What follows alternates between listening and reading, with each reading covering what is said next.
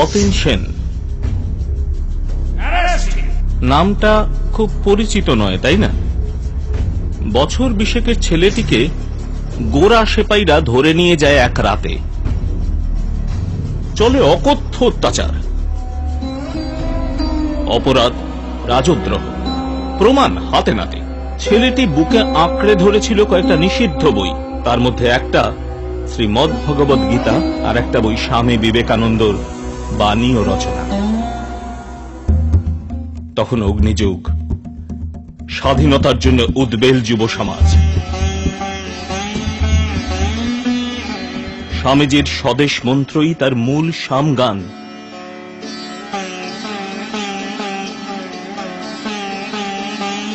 হে ভারত, এই পরানুবাদ, পরানুকরণ, পরমুখপেক্ষা, এই দাস সুলভ দুর্বলতা, এই ঘৃণিত জঘন্য নিষ্ঠুরতা, এই মাত্র সম্বলে তুমি উচ্চাধিকার লাভ করিবে। এই লজ্জাকর কাপুরুষতা সহায়ে তুমি বীরভোগ্যা স্বাধীনতা লাভ করিবে। হে ভারত, ভুলিও না তোমার নারী জাতির আদর্শ সীতা, সাবিত্রী, দময়ন্তী। ভুলিও না তোমার উপাস্য উমানাথ, সর্বত্যাগী শঙ্কর। মাতৃভূমি আরাধ্যা দেবী, শক্তি চাই, নইলে সব বৃথা। এই অমোঘ ডাকে ব্যাকুল অতীনের মতো আরো এক যুবক, সুভাষ চন্দ্র বসু। সুভাষের ভাষায়, স্বামী বিবেকানন্দর পথই বেছে নিলাম। যদি তিনি জীবিত থাকতেন তবে নিশ্চয়ই গুরুপদে বরণ করিতাম। এই খেদ সকলেরই। মাত্র 39 বছরের অশেষ জীবন পরিসর, যুগ সূর্য বিবেকানন্দ।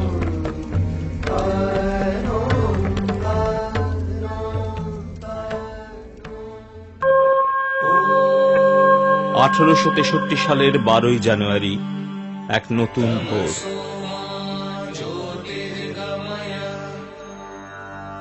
সময়টা তখন সত্যি তমসাবৃত।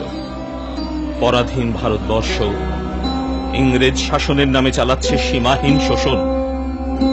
বাংলা তথা ভারতবর্ষ কুসংস্কার, অশিক্ষা, দারিদ্র্য আর ভেদাভেদের মধ্যে নিমজ্জিত। ভুলে যাচ্ছে তার হাজার হাজার বছরের ঐতিহ্য, সংস্কৃতি, পরম্পরা আর ধর্ম।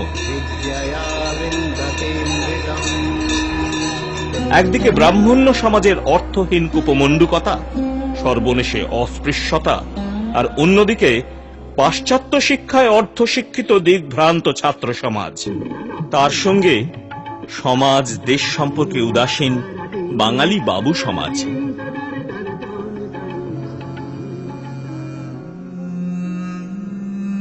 সারা দেশ জুড়ে নিরন্ন মানুষের হাহাকার। আর এসবের সুযোগ নিতে নেমে পড়েছিলেন মিশনারি পাদ্রীরা। ক্ষুধার্ত অসহায় ভারতবর্ষের মানুষ অবাধে ধর্মান্তরিত হচ্ছিল, একরকম সরকারি মদদে। এরকম নিকষ কালো অন্ধকারের মধ্যে থেকে প্রকাশ নরেন্দ্রনাথের।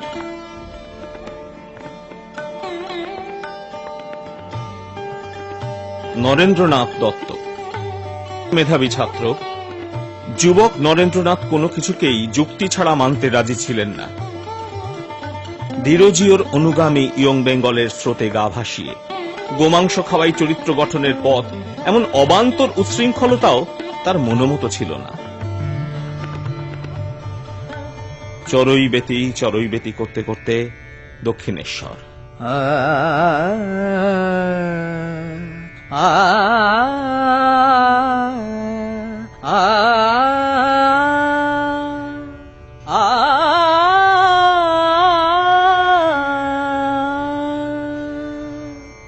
মন চলো নিজ নিকেতনে, মন চলো নিজ নিকেতনে, সংসার বিদেশে। ঠাকুর রামকৃষ্ণ দেবের কাছে মিলল চলার নতুন পথ।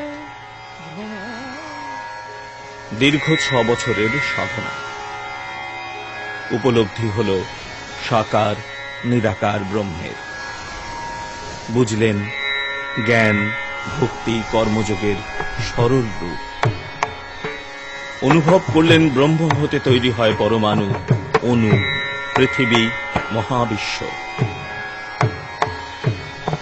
সর্বত্র সেই প্রেমময় ব্রহ্ম।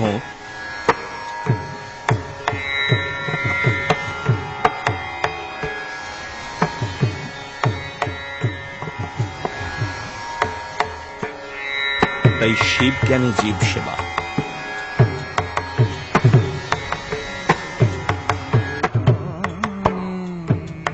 সংসার বিদেশে বিদেশীর বেশে ভ্রম কেন অকারণে, মন চলো নিজ নিকেতনে।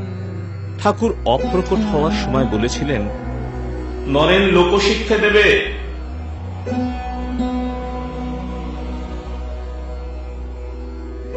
সেই লক্ষ্যে শুরু হলো পদব্রজে পরিভ্রমণ।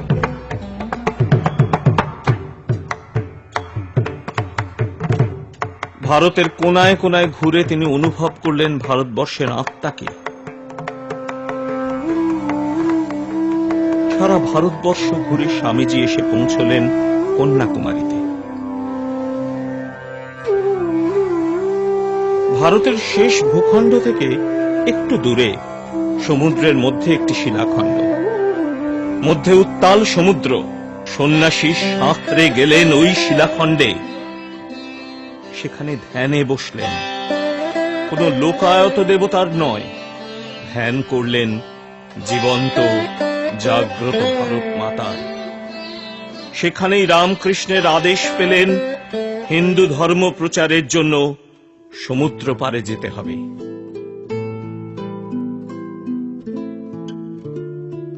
কি অদম্য সাহস আর ইচ্ছাশক্তি সেই যুব সন্ন্যাসীর।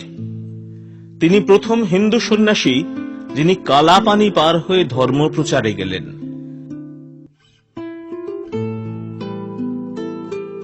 সেই দেশে অপরিচিত সহায় সম্বলহীন যুবকটি যখন শীতে কুঁকড়ে পড়ে থেকেছে, মানুষের ঘৃণা আর প্রহসন সহ্য করেছে, বা অশিক্ষিত উগ্র শ্বেতাঙ্গদের মত্ত আক্রমণে কোন ক্রমে পালিয়ে এসেছে, সেই প্রতি মুহূর্তে তার মনে ছিল এই দেশের মানুষের অসহায় চেহারা। আর তখনই দৃঢ় হয়েছে তার প্রত্যয়, এদেশের শাশ্বত বাণী জগৎকে জানাতে হবে, ভারতের দুঃখ দূর করতে হবে। শিকাগো ধর্ম মহাসভায় স্বামীজি দিলেন সেই যুগান্তকারী বক্তৃতা।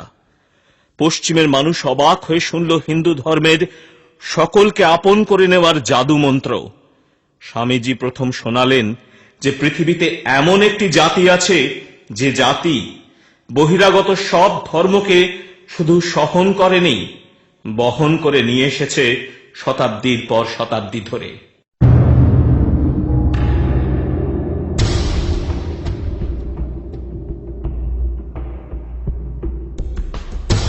স্বামীজি আধুনিক ভারতের রূপকার। ভারতের স্বাধীনতার জন্য যে রাজনৈতিক উত্থান, গত শতাব্দীতে ভারতের বিজ্ঞানীদের যে যুগান্তকারী অবদান, সারা পৃথিবীকে শিব জ্ঞানে জীব সেবার মহামন্ত্র, এসবই একজন মহামানুষের অবদান। এমন একটা মহাজীবনের প্রতি অতীন সুভাষের মতো হৃদয়বান যুবকরা তো আকৃষ্ট হবেই। ইতিমধ্যে স্বামীজির হাতেই তৈরি হয়ে গেছে রামকৃষ্ণ মিশন।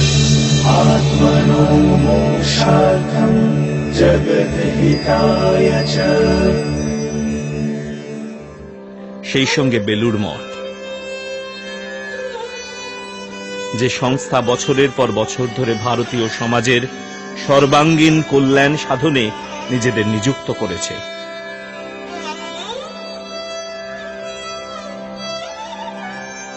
1913 সালে দামোদর নদের বন্যার সময় রামকৃষ্ণ মিশনের যে 8 জনের দল সেবা কাজ করেছিল, সেই দলে এক যুবক সদস্য ছিল নাগপুরের একটি ছেলে, কেশব বলিরাম হেডগেওয়ার। সেদিনের সেবা কাজের কথা বলতে গিয়ে দলের অন্য এক সদস্য KS ভেঙ্কটরমন বলেছেন, day in day out Daktarji worked with vigor and energy. It was extraordinary. এই ডাক্তারজি মানে কেশব হেডগেওয়ার। কেশব কলকাতায় ডাক্তারি পড়তে এসেছিল।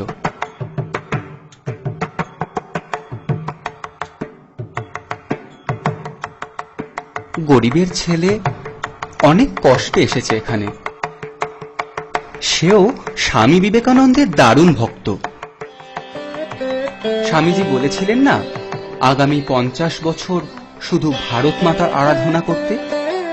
আর জাতি গঠনের প্রথম ভিত্তি মানুষ তৈরি। ডাক্তারি পড়তে আসা কেশব যোগ দিল অনুশীলন সমিতিতে। দেশাত্মবোধ আর বিপ্লবের আগুনে গড়ে পিটে ধারালো ইস্পাত হয়ে উঠল ডাক্তার কেশব বলিরাম হেডগেওয়ার। নাগপুরে ফিরে কেশব আর ডাক্তারি করলেন না, শুরু করলেন দেশ গড়ার সংগঠন। তার হৃদয় স্পন্দিত স্বামীজির সেই মন্ত্র, তুমি জন্ম হইতেই মায়ের জন্য বলি প্রদত্ত, ভুলিও না নিজ জাতি, অজ্ঞ, মুচি, ম্যাথর, তোমার রক্ত, তোমার ভাই।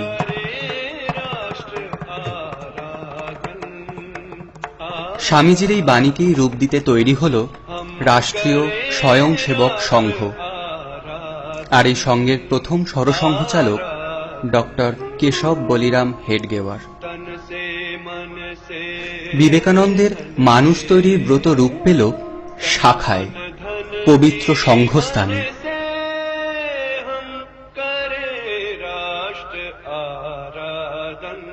গৈরিক ধ্বজের তলায়, যেখানে শরীর আর বুদ্ধির চর্চা চলে, তৈরি হয় এমন মানুষ যে দেশের সেবার জন্য প্রস্তুত থাকে সব সময়।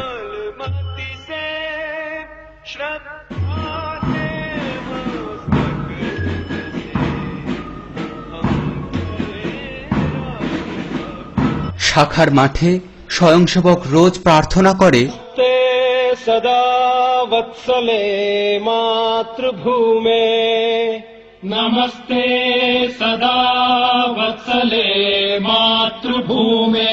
হে মহামঙ্গলময়ী জন্মভূমি, তোমার জন্য আমার এই দেহ মন নিঃশেষ করে যেন কাজ করতে পারি। ভারত মাতা কি জয়।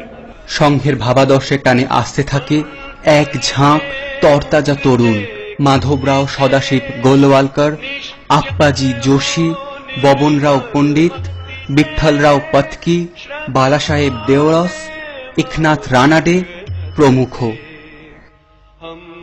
বয়স 30-এর এপাশ ওপাশ, ঠিক যেন স্বামীজির স্বপ্নের যুববাহিনী।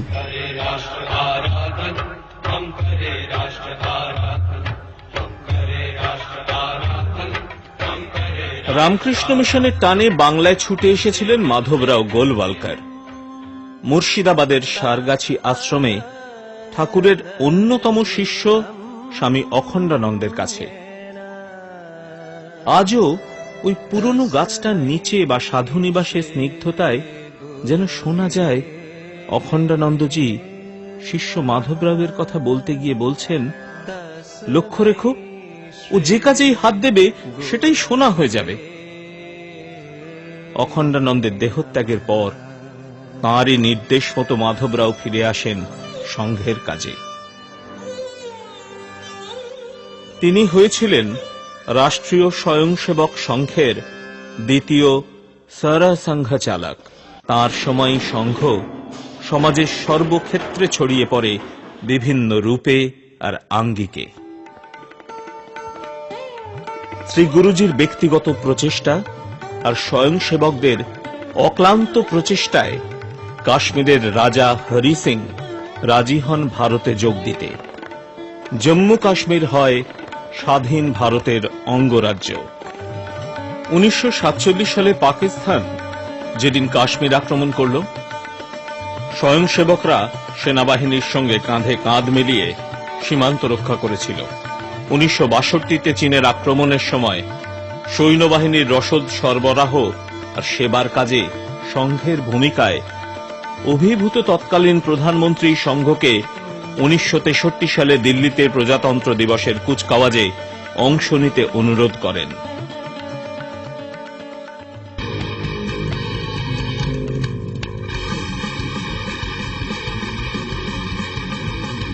1971 সালে বাংলাদেশের মুক্তিযুদ্ধের সময় পশ্চিম দিনাজপুরের চক্রাম গ্রামের শাখার মুখ্য শিক্ষক চুরকা মুর্মুর বলিদান চিরস্মরণীয় হয়ে থাকবে। ভারত বাংলাদেশ সীমান্তের একটি গ্রাম চক্রাম।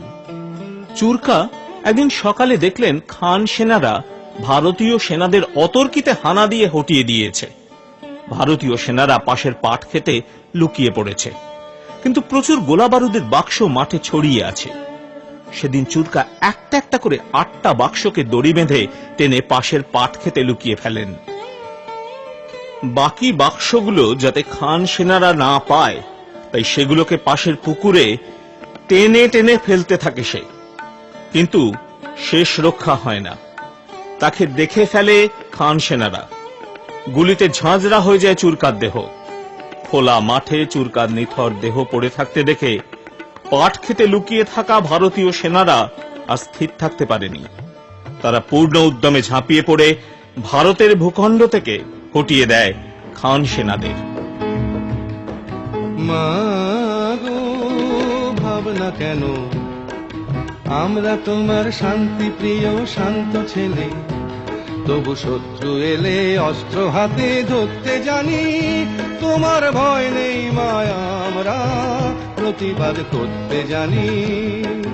মাগো ভাবনা কেন, আমরা তোমার শান্তি প্রিয় শান্ত ছেলে, তবু শত্রু এলে অস্ত্র হাতে ধরতে জানি। তোমার ভয় নেই মায়া, আমরা প্রতিবাদ করতে জানি।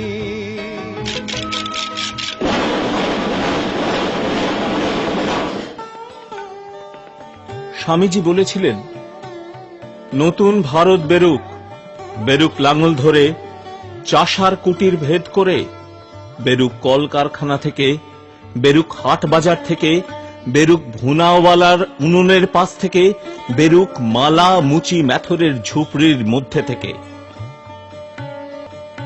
বীর সন্ন্যাসীর দেখানো এই পথেই ভারত গড়ার কাজে হাত দিয়েছে রাষ্ট্রীয় স্বয়ংসেবক সংঘ। বনবাসী কল্যাণ আশ্রম, সেবা ভারতীর মতো সংগঠন সংঘ মানসিকতায় নিরন্তর কাজ করছে বনবাসী, গিরিবাসী, সেবাবস্তিতে থাকা মানুষদের মধ্যে। শিব জ্ঞানে জীব সেবা করে সংঘ তৈরি করছে নতুন ভারত বের হওয়ার রাজপথ।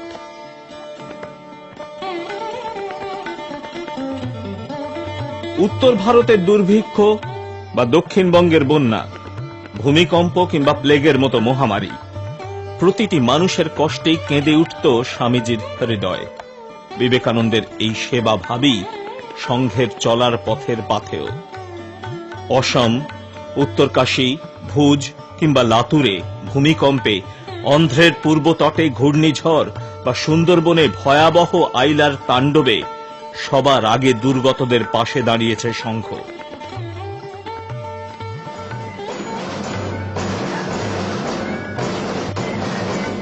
প্রতিটি সেবা কাজেই ছেলেদের সঙ্গে সমান তালে অংশগ্রহণ করেছে মা বোনেরা। স্বামীজি বলেছিলেন না, ভুলিও না তোমার নারী জাতির আদর্শ, সীতা, সাবিত্রী, দময়ন্তী। এই আদর্শকে সামনে রেখেই তৈরি হয়েছে সংঘের নারী শক্তির সাধনা ক্ষেত্র রাষ্ট্র সেবিকা সমিতি। স্বামী বিবেকানন্দের প্রতিটি ভাবনা, বাণী, ভাষ্য রাষ্ট্রীয় স্বয়ংসেবক সংঘের কাছে হয়ে উঠেছে ফলিত কর্মযোগের এক একটি দিক। তৈরি হয়েছে বিশ্ব হিন্দু পরিষদ, অখিল ভারতীয় বিদ্যার্থী পরিষদের মতো সংগঠন, যারা প্রত্যেকেই নিজ নিজ ক্ষেত্রে একেবারে প্রথম সারিতে থেকে রাষ্ট্র নির্মাণের কাজ করছে। স্বামীজি বলেছিলেন, education is the manifestation of perfection already in man. দেশের মধ্যে স্বামীজির ভাবনায় শিক্ষার প্রসারের জন্য নিরন্তর কাজ করে চলেছে বিদ্যাভারতী। সংঘ কার্যের একদম শুরুর দিকের কর্মযোগী বাবা সাহেব আপতে তাই প্রায়শই বলতেন, বিবেকানন্দর বাণী সংঘের কাছে গীতার মতো।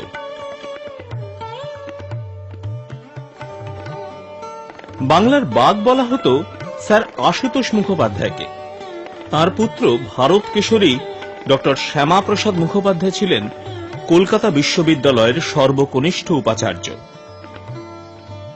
শ্যামাপ্রসাদ মুখোপাধ্যায় ছিলেন ভারত বিভাগের বিরুদ্ধে সবচেয়ে বলিষ্ঠ কণ্ঠ। তিনি দেখা করেছিলেন সংঘ প্রতিষ্ঠাতা ডাক্তারজির সঙ্গে। ভারত বিভাগের বিরুদ্ধে শেষ পর্যন্ত চেষ্টা করেছিলেন শ্যামাপ্রসাদ আর শ্রী গুরুজি। এইসব মহামানবদের এত প্রচেষ্টা সত্ত্বেও ভাগ হয়ে গেল আমাদের জন্মভূমি ভারতবর্ষ।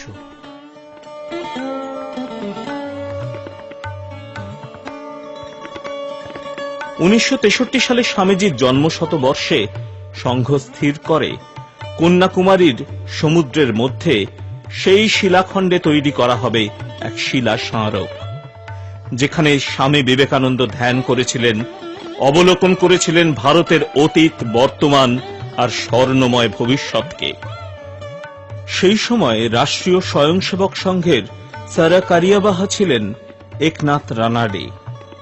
উত্তাল সমুদ্রের ওপর স্থির দাঁড়িয়ে থাকা শিলাখণ্ডের মতোই দৃঢ়চেতা এক মানুষ। গুরুজি একনাথজিকে দায়িত্ব দিলেন স্বামীজির ওই শিলা স্মারক নির্মাণের। অনেক অনেক বাধা সত্ত্বেও একনাথজির অটল সংকল্প আর স্বয়ংসেবকদের অক্লান্ত প্রয়াসে তৈরি হল আজকের বিবেকানন্দ রক মেমোরিয়াল, আর গঠিত হল কন্যাকুমারীর বিবেকানন্দ কেন্দ্র।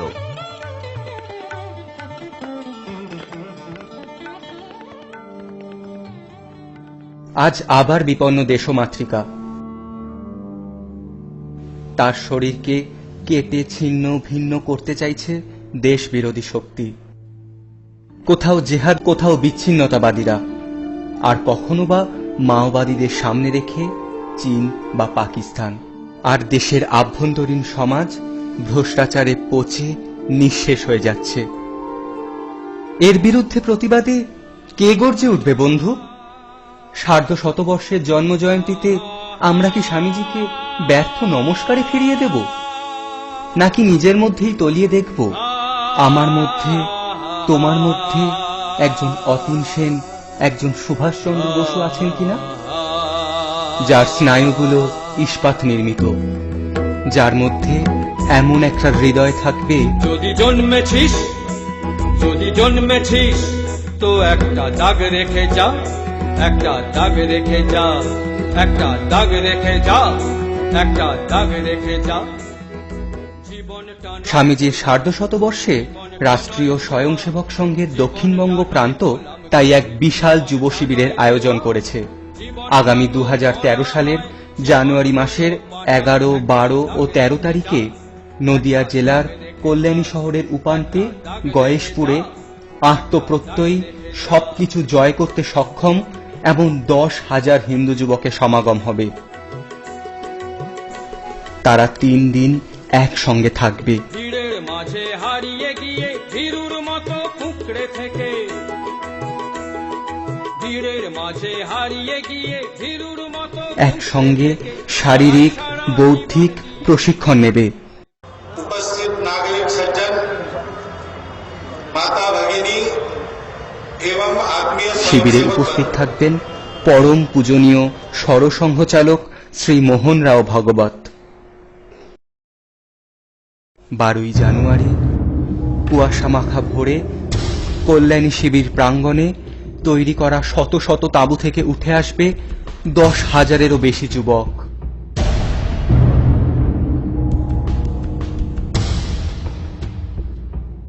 পুণ্য শীতল সলিলে স্নান করে স্বামীজির সামনে শপথ নেবে। দুনিয়া কাঁপিয়ে বলবে, এবার কেন্দ্র ভারতবর্ষ। সবে ভারত সন্তান, মাতৃভূমি করে আহ্বান। চল চল সবে ভারত সন্তান, মাতৃভূমি করে আহ্বান। বীর গর্বে পৌরুষ গর্বে সাধে সাধ সবে দেশের কল্যাণ। চল চল সবে ভারত সন্তান, মাতৃভূমি করে আহ্বান।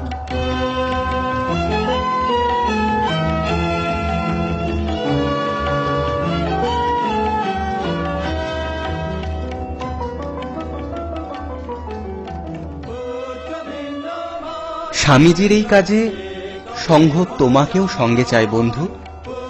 আগামী জানুয়ারি মাসের শিবিরে তোমার প্রতীক্ষায় রইলাম।